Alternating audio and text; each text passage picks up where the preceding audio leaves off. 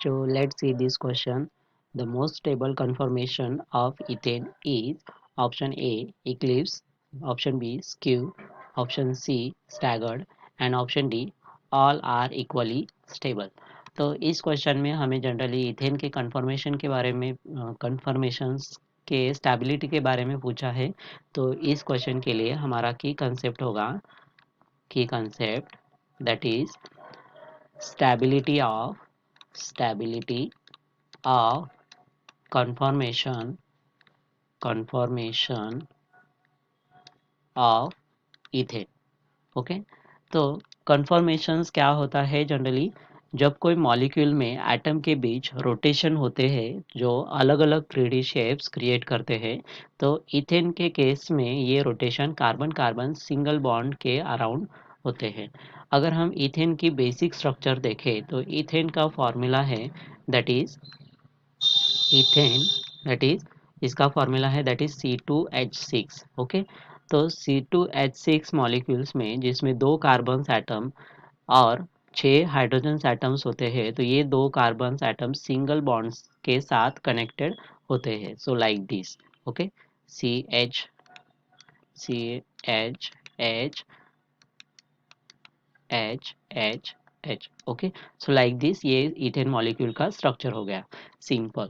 तो अगर हम इसकी कन्फर्मेशंस को ड्रॉ करें तो स्टैगर्ड एंड इक्लिप्स कन्फर्मेशन में ये जो टाइप्स होते हैं कन्फर्मेशन के, तो अगर स्टैगर्ड कन्फर्मेशन का स्ट्रक्चर ड्रॉ करें हम स्टैगर्ड, तो यहाँ पे अगर हम सपोज इसमें कार्बन कार्बन बॉन्ड के अराउंड ये है हमारा फ्रंट कार्बन।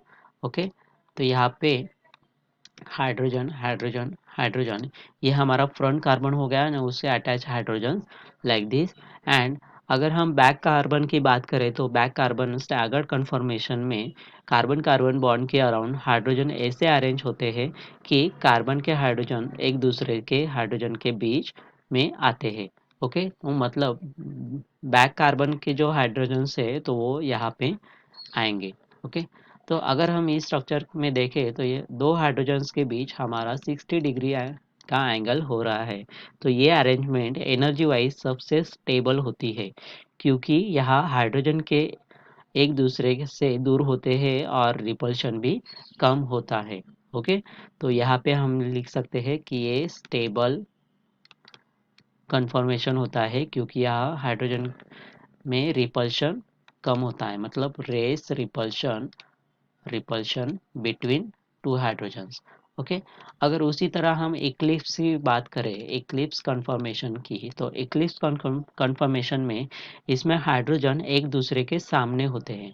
मतलब ये अगर हमारा फ्रंट कार्बन है तो यहाँ ये उसके हाइड्रोजन्स हो गए, तो दूसरे कार्बन के जो हाइड्रोजन है मतलब बैक वाला कार्बन जो है तो वो ये उसके सामने ही होता है। So like this.